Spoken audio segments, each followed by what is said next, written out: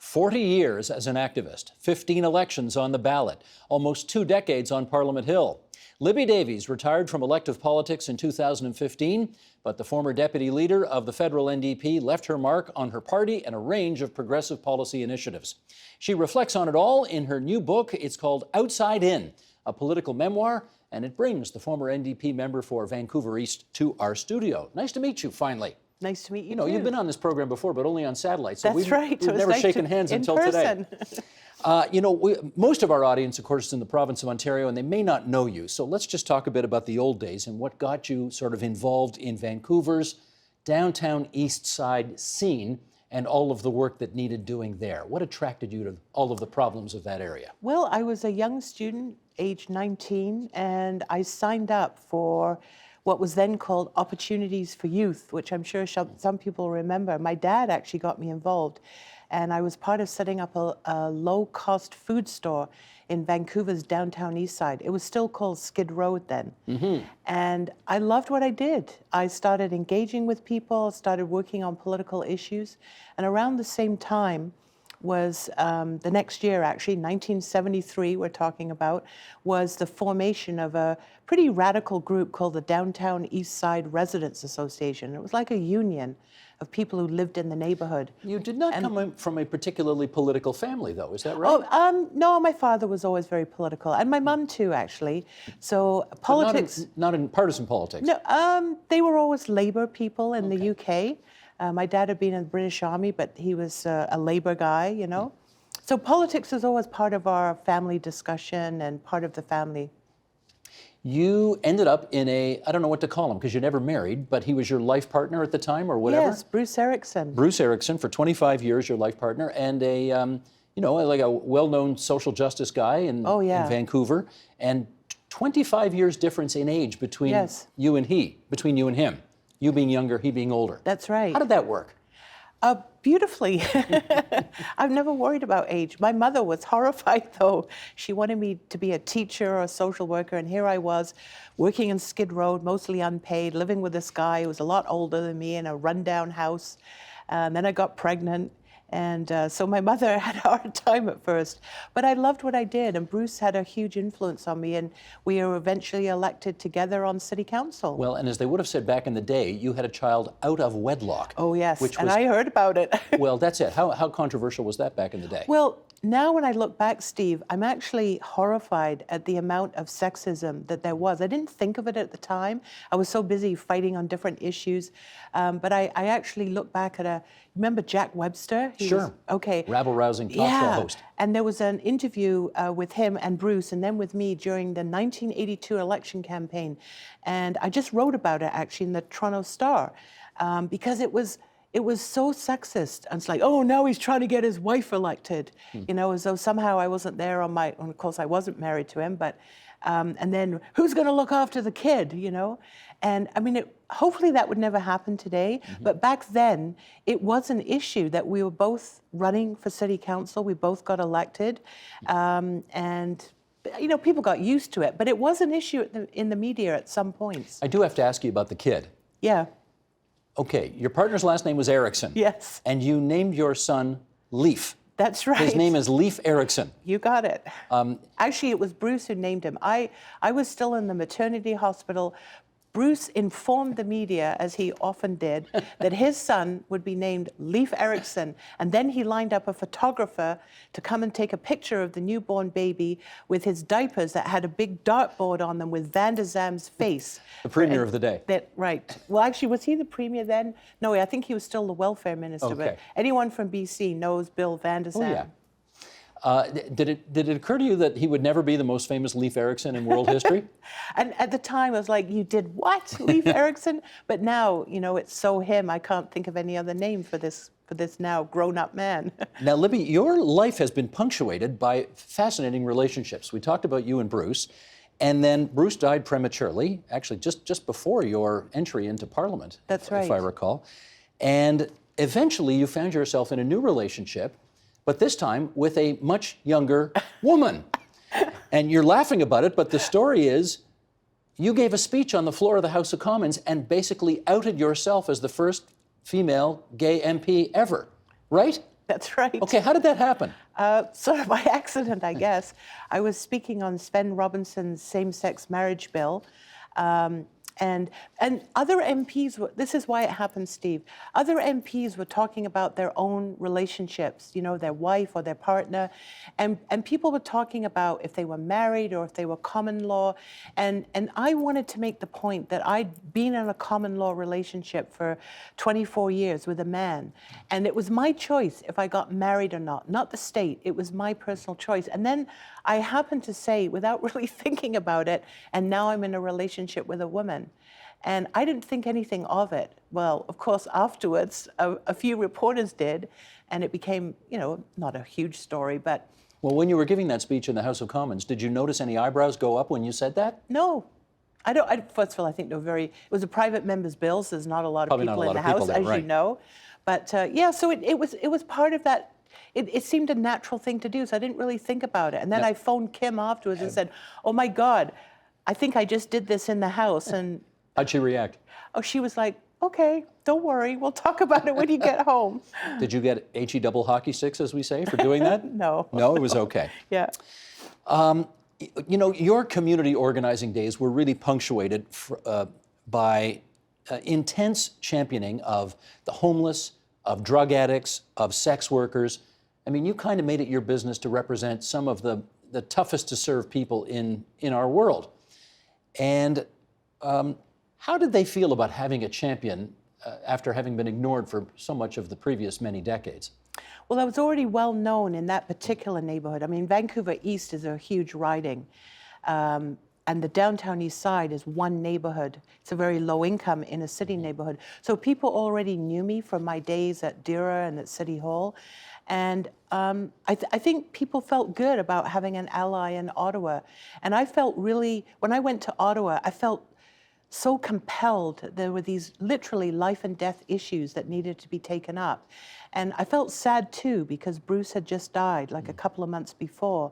But I felt this sense of I had to do something. I didn't quite know how to do it, but I had to raise this issue of people dying from drug overdoses, which of course is still an issue today in Ontario and all across the country. And so it kind of propelled me forward to think about, how do I do this? How do I raise it? And I think it was my background and instincts as an organizer, a community organizer, that helped me get through and showed me what I needed to do. You never sat in government. So do you think, even as an opposition member, you were able to move the yardsticks on gaining acceptance for these marginalized groups? I hope that's one of the messages in the book, that you don't have to be, quote, in government to bring about change. You know, transformative change is when people are engaged, when people understand the power that they do have to bring about change.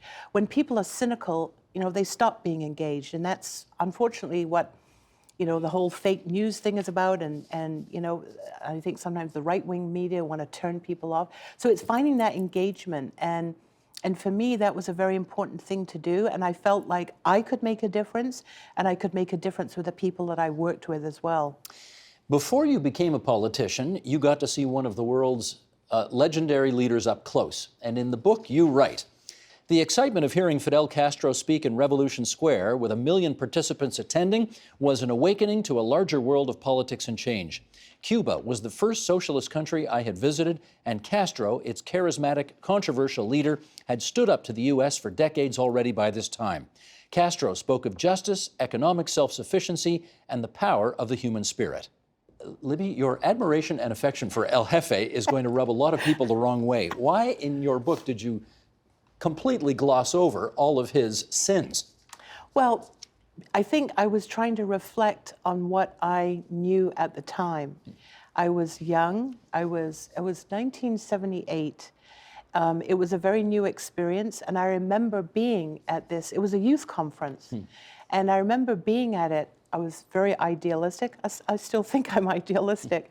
And so I wanted to get across the sense of what it was like to experience that. I've been back to Cuba over the years, like many Canadians, you know, for a holiday. I know what's going on politically. But I do think, you know, Cuba was a nation that showed that it could stand up to what was happening in the U.S., even though on the home front, there was all kinds of other issues in terms of people being in prison, their rights being denied, and that's something that I think became more visible to me as I got to know, as I matured myself politically. But at that time, the idea of being in this country with all these other young people from around the world, it was like something where you go, wow, you know, and you suddenly see this bigger world unfold. I want to take you now to a bit of a discussion on gender politics because, you know, I've always, even though we'd never met, I've always thought of you as a very strong presence on Parliament Hill. You happen to be a woman, but a very strong presence. And yet I read in the book that every time you ran for a different job, whether it was city council or parliament or whatever, it was usually other people who urged you to do it, most of them men. Why is that? That's very perceptive of you. I don't know, I think I'm still figuring that out. I always feel like that things happen to me almost by accident. You know, I happen to be in a certain place at a certain time with certain circumstances. And it's never that I don't feel like I ever, you know, some people get into politics and they know what they're going to do. They plan it out. It's like a career. It never happened to me. I was always first and foremost this change agent, someone who wanted to organize. And so getting involved in the political arena was a vehicle, a way of doing that. And it was encouragement from other people. And I do try to reflect, you know, because I do know that when I first started, most of my mentors were men. There were very few women and even fewer progressive women in politics. So the big figures around me were mostly these guys, these older guys. And so, I mean, I wanted to do it, but I can't ever say I planned it out. Even running in Vancouver East in 1997, it was like people said to me, Libby, you got to run, you got to win back the seat, you know, and why don't you do it? Why don't you do it? You know, so it's, yeah, it's interesting. And again, even though I think of you again as a very strong, centered person in political life, you write in the book that you felt, you know, this sort of imposter syndrome that so many people feel. But see, in writing this book, and it's very interesting because you do go on a journey yourself and it makes you think about things. I was always so busy doing everything, and it's only now that I'm reflecting on what did that mean, what was this experience about. So being a woman in politics, it's only now that I'm understanding that it is still a very sexist environment, and it's even more so for racialized or indigenous women. And so I'm coming to terms with that, with some of the experiences that I had. And I realized that being in that very male-dominated environment in Ottawa, you know what it's like. I mean, the question period, you know, it's like a sports game. It's macho, like blood, for sure. Yeah. Yep. And it's like, how do you survive in that? But also, how do you keep your own identity? Because I do think, by and large, women do politics differently, and it's still playing out in Ottawa. Well, you're in a unique, well, I won't say unique, but certainly one of the not very many politicians who served under a female leader and under male leaders. Right? Yes. You had Alexa McDonough and then Jack Layton and Tom Mulcair. Based on your front row seat of that, do women lead differently than men? Oh, yes. How so? I mean, generally. I think that women seek to build consensus. I mean, Jack did that too, though. He was a very exceptional man, as you know. But the experience I had with Alexa was that she was a leader who really, she worked to really bring her caucus together. But I think Jack did that too. But compared to other male leaders at the time, like Jean Chrétien or Stockwell Day or Preston Manning or some of these other people, I mean, I think there are gender differences in leadership, and women do bring a style of more consensus building. It's not so hyper-partisan. There are very partisan women, and we're in politics. We're going to be partisan. But I do think there's a different style of leadership that isn't so ego-driven. And for me, it was always about the issues, right? It was always like working on the issues. It wasn't so much about my own ego, and I feel that. That's the case for a lot of women in politics. One of the issues that dogged you throughout much of your career, and you talk about it in the book, had to do with the Middle East. Yes. And I'm going to read an excerpt from your book on that. This is from an Ottawa Citizen editorial, which you put in the book. This is from 2010. Libby Davies, deputy leader of the New Democratic Party, was recently captured on video saying that in her view, Israel's illegal occupation began in 1948, the year of Jewish independence. The year 1948 was, of course, before the 1967 Arab-Israeli War that left Israel stuck with the Arab territories of Gaza and the West Bank. Davies is saying that the Jewish state was illegitimate from the moment of birth, that Israel is by definition an abomination, no matter what the borders. NDP leader Jack Layton needs to say publicly whether disgust for Jewish self-determination is official party policy. Okay, all these years later, do you regret how you dealt with all that? Well, it was an interview at a rally. I think that things were taken out of context. It got really torqued. Of course, I support the state of Israel. I mean, it exists, it's legitimate. Well, you say of course, but obviously many people in the Jewish community thought you were anti-Semitic and too pro-Palestinian. Well, I think that's the way it gets played out in the media. I've worked very, very closely over decades with Israelis, with the Jewish community on these issues. So to me, it's about human rights, it's about international law. That's what I stand for. But it was a very difficult time, and I went through a rough time both internally and publicly. And I wanted to include it in the book because I think it's important, not to sort of bury those things. It was probably the most challenging time I faced in my political and public life. And I wanted to talk about it and share what it felt like to deal with an experience like that and how to get through it. I want to ask you about the reaction of two leaders. Jack Layton asked you to resign as the deputy leader. How did that resolve itself and how much did it hurt? Well, he wanted me to resign, and I said I couldn't do it voluntarily. He wanted me to resign as his House leader, if I remember correctly. And I remember the conversation with Jack. It was really tough, one of the toughest I've had. And I basically said, if you don't have confidence in me anymore, then of course it's your decision. I'm there at your pleasure. But I'm not going to make it easy for you and quit. But yes, and I didn't resign. And in the end, I stayed in my position both as deputy leader and as House leader. Which made Tom Mulcair very upset partly because his wife is Jewish and he was pretty outraged by it all. When he became leader, people were very curious as to what he would do with me. I think one of the first things he announced publicly was that I would remain as deputy leader. And I worked hard with him and for him. And I think that's another feature of politics that people don't often see. They see it as so adversarial, but it is also about teamwork. And I'm actually a very loyal person. So when Tom Mulcair became leader, didn't necessarily agree with everything that he did, but he had my loyalty, and I was part of that team. Well, let's put you on the political spectrum a bit here. Again, for Ontarians who may not know you, Tom Mulcair obviously tried to move the party more into the middle in hopes of making it more palatable to a broader range of Canadians. Didn't work. He ended up losing his job over it. Would you like to see, are you of the stripe that prefers a much more leftist, more radical NDP that worries less about attaining power and more about representation? I want the NDP to be true to its historical roots. I want the NDP to be a very bold and visionary party, particularly on the critical issues that we face today, on things like climate change and the economy.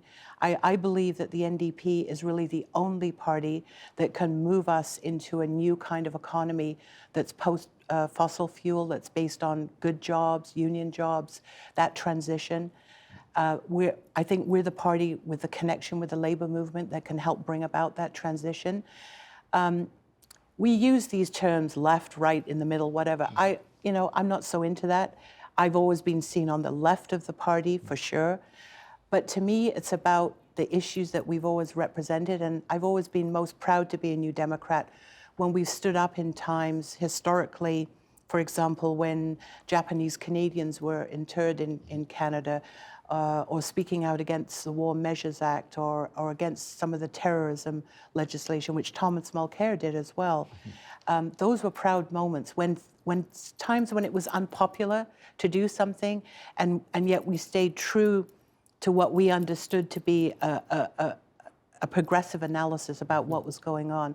That's the party I'm proud of, and I think we have to always struggle to be there, because there's always this pull to the center.